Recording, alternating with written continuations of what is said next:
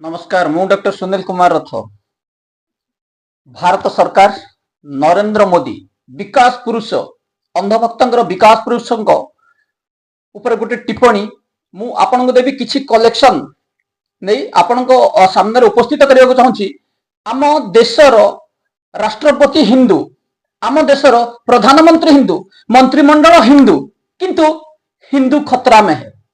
ये केवल अंधभक्त माने एवं केंद्र सरकार लोकन को जुमला कर कथा सत्य नुह कि मुझे झलक देवी।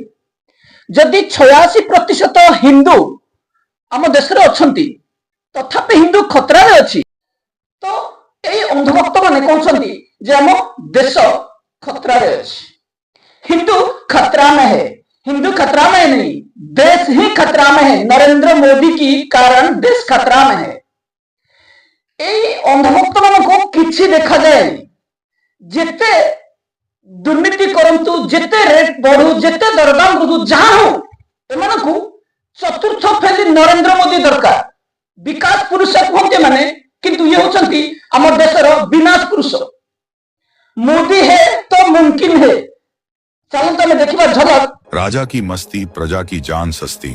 क्या आप जानते हैं कि मोदी कभी भी पहने हुए कपड़े दोबारा नहीं पहनते? वो एक बार जिस कपड़े को पहन लेते हैं उसे दोबारा नहीं पहनते। दरअसल मोदी नए नए कपड़ों के शौकीन हैं। जब ओबामा भारत आए थे तो मोदी उनके सामने 10 लाख का सूट पहनकर बैठ गए थे। उनके सूट पर सोने की तार से लिखा था मोदी मोदी मोदी। ओबामा हैरान थे कि जिस देश के 80 करोड़ लोग 5 किलो राशन पर गुजारा करते हों, जिस देश के 73% लोगों को पोषक आहार नहीं मिलता हो, जहां हर रोज 20 करोड़ लोग भूखे पेट सोने पर मजबूर हों, वहां का राजा 10 लाख का सूट पहनकर घूम रहा है। मोदी जी का ये शौक इतना बढ़ चुका है कि अब वो एक दिन में कई कई कपड़े बदलने लगे हैं। सियासी गलियारों में ये चर्चा आम है कि अब मोदी खुद से कपड़े भी नहीं पहनते। उन्हें किसी दूल्हे की तरह हर दिन सजा संवार कर बाहर निकाला जाता है। उनके बाल, उनकी दाढ़ी काटने के लिए भी विदेशी महिलाओं की टीम रखी गई है। मोदी अपने फिटनेस, खान पान का पूरा ध्यान रखते हैं। वो अपने बनाव सिंगार में कोई कसर नहीं छोड़ते।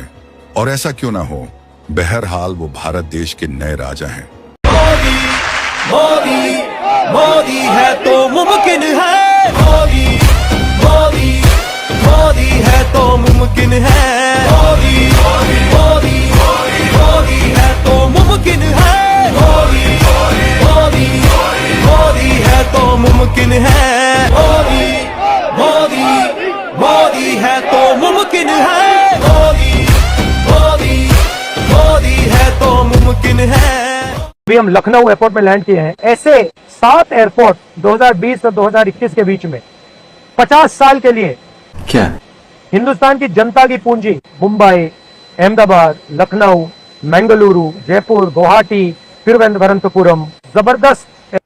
अरे बाप रे, ये तो धोती खोल रहा है। एयरपोर्ट, इसको नरेंद्र मोदी ने रैपिड टेम्पो के साथ 2020 और 2021 के बीच में गौतम भाई को दे दिया। इस सज्जन को क्या तकलीफ है भाई? कितने टेम्पो लगे ये भी बता दीजिए। ये आप इंक्वायरी कब शुरू कर रहे हैं? आपने कहा था कि काला धन दे रहे हैं अदानी अंबानी। जरा इंक्वायरी शुरू कीजिए, सीबीआई भेजिए, ईडी भेजिए। इस वीडियो लीजिए टेम्पो का, इसका टेम्पो वाले एयरपोर्ट का। आई मीन गर्दा उड़ेगा भाई। These are questions the Prime Minister of India has got to answer. And जल्दी कराइए ना इंक्वायरी। बात तो सही। Look up there. Adani Defense and Aerospace helping build a secure nation. ये तो लेने के देने पड़ गए। Also getting airports for free. You're at it. ये एयरपोर्ट्स का भी पता लगाइए, कासा एयरलाइंस का भी पता लगा लीजिए ये है किसका। अरे बाप रे, इंक्वायरी इसकी भी कर लीजिए प्लीज। Thank you. क्या बात है सर, क्या बात है सर, क्या बात, ये बात है। क्या मोदी सरकार ने एक कॉलेज बनाया? नहीं। बच्चों आप बता दो उस कॉलेज का नाम जो मोदी सरकार ने बनाया हो 11 साल में। आप लोग बता दीजिए। क्या बात है? एक हॉस्पिटल का नाम बता दीजिए आप लोग जितने बैठे हुए यहाँ पर, जो दिल्ली में मोदी सरकार ने बनाया हो। अरे देवा। लेकिन विषय क्या होंगे? हिंदू मुसलमान, हिंदू मुसलमान, हिंदू मुसलमान। एक फेल सरकार है। इस सज्जन को क्या तकलीफ है भाई? विदेश नीति फेल है, अर्थनीति फेल है।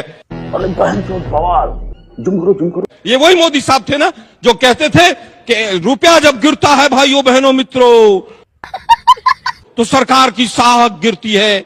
आज हालत क्या है, किसकी साख गिर रही है, आज कितना कर्जा देश के भाटी ऊपर साहब, बढ़ गया, माइक जो उठाइए। कर्जा बढ़ रहा है उसका ब्याज देने में हमारा कितना रुपया डॉलर्स की तुलना में बहुत जा रहा सारे है। जो प्रश्न बीच में ना बोल। थे उन सब पर जवाब महंगाई दर कितनी है इस समय, संभल- महंगाई दर कितनी है भाई, यार वो जो गाड़ी काट ले विकास की बात महंगाई तो है ही नहीं देश के अंदर, कितनी है बोलिए ना, है ही नहीं, अरे बोलिए ना, है ही नहीं, यहाँ बेरोजगारी है ना, महंगाई 3.6, 80 करोड़ लोगों को राशन दे के देश को चलाने का पीठ थपथपा रहे हैं आप लोग।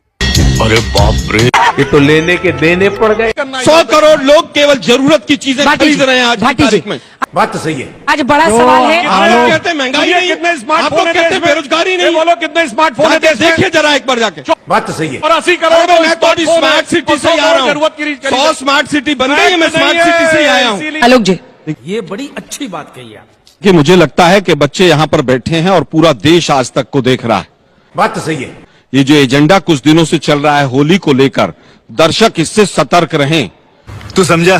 किसी तरह की कोई छोटी मोटी भी घटना हो तो उसको इग्नोर सब करें, लेकिन एक सेकंड और किसी भी तरह की कोई घटना ऐसी ना हो जिससे बीजेपी उसको राजनीतिक रंग देकर फायदा उठाना आखिरी चाहे। ये तो लेने के देने पड़ गए। ऐसे नहीं होता मित्रों। ओह, तो फिर कैसे होता है? मैं शासन में बैठा हूँ, मुझे मालूम है इस प्रकार से रुपया इतनी तेजी से गिर नहीं सकता।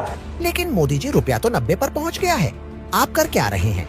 रुपए को गिरने से रोकते क्यों नहीं? अरे ये नेपाल का रुपया नहीं गिरता है, बांग्लादेश की करेंसी नहीं गिरती है, पाकिस्तान की करेंसी नहीं गिरती, श्रीलंका की करेंसी नहीं गिरती। अरे रे, मोदी जी आप रास्ता भटक रहे हैं।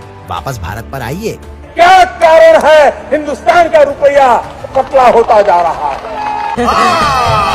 ये जवाब देना पड़ेगा आपको, देश आपसे जवाब मांग रहा है। मोदी जी आप प्रधानमंत्री हैं, जवाब दीजिए ना।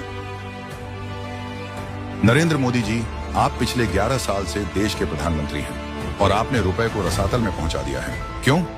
देश जवाब मांग रहा है, जवाब दीजिए। झूठ और जालसाजी का महाठग।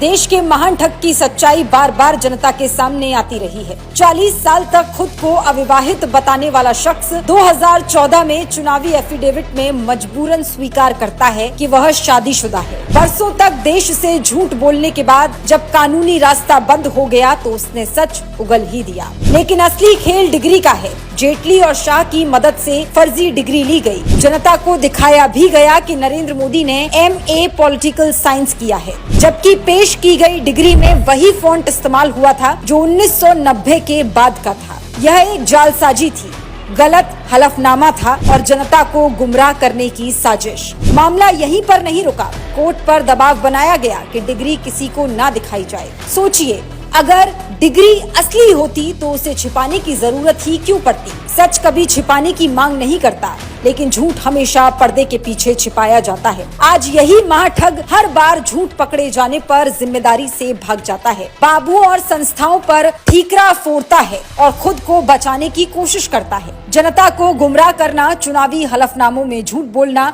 और लोकतंत्र की नींव हिलाना, यही उसकी असली पहचान है। महाठग मोदी का असली चेहरा अब पूरे देश के सामने आ गया है। झूठ और छलावे पर टिकी राजनीति ज्यादा दिनों तक टिक नहीं सकती। मोदी के गब्बर सिंह टैक्स ने देश को लूट लिया। मोदी ने GST के स्लैब को घटाकर 4 से 3 कर दिया है। पहले GST का स्लैब था 5%, 12%, 18% और 28%। इस स्लैब को घटाकर मोदी ने इसे 5%, 18% और 40% कर दिया। मजेदार बात यह है कि मोदी ने 28% के स्लैब को बढ़ाकर 40% कर दिया है। ठीक वैसे ही जैसे नोटबंदी में 1000 के नोट को बंद करके 2000 का नोट निकाल दिया था।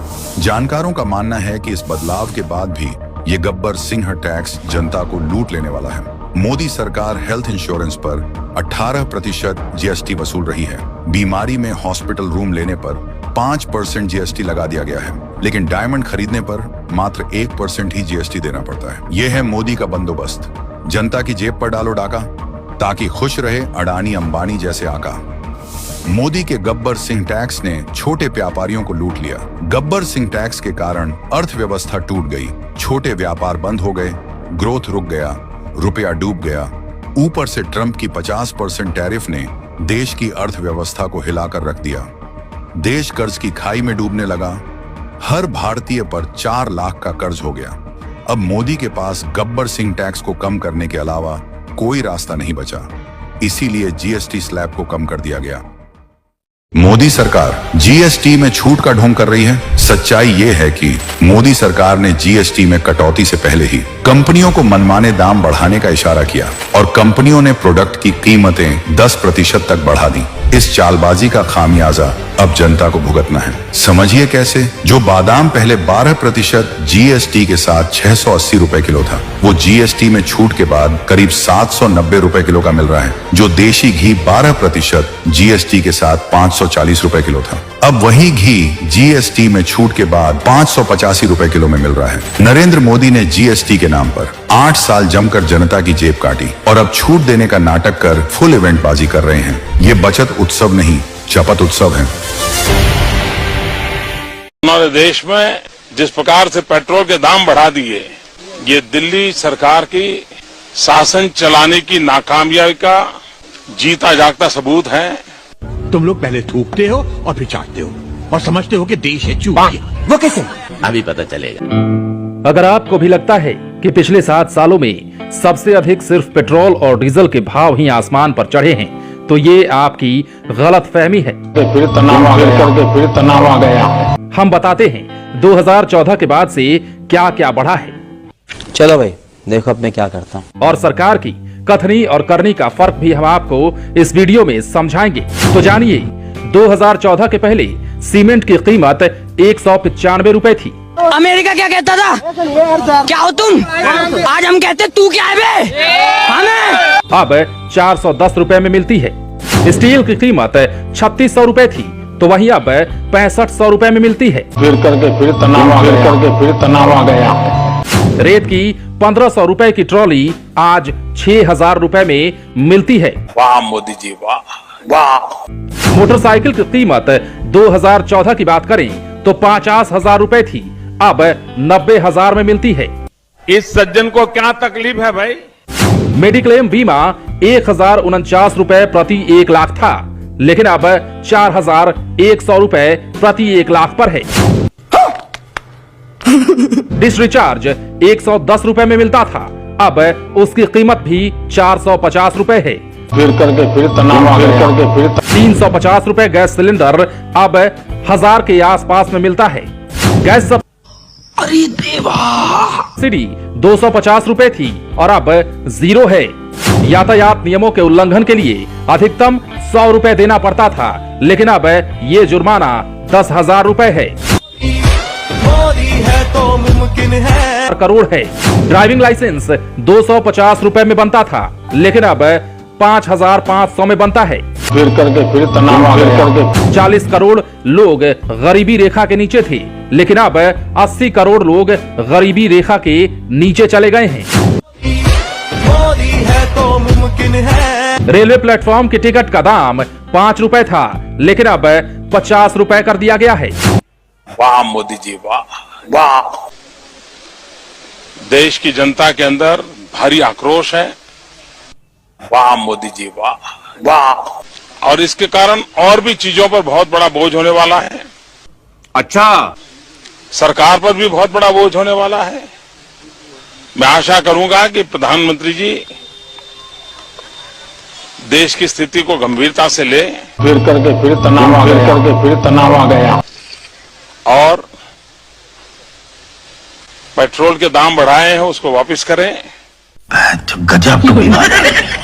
हिंदू 86% हिंदू देश में हिंदू खतरा अच्छी, तो 14% मुसलमान को शासन भार दे आम मुसलमान को खतरा पकड़। आउ एमती किसी दमदार खबर नहीं, पुणी आपन नमस्कार।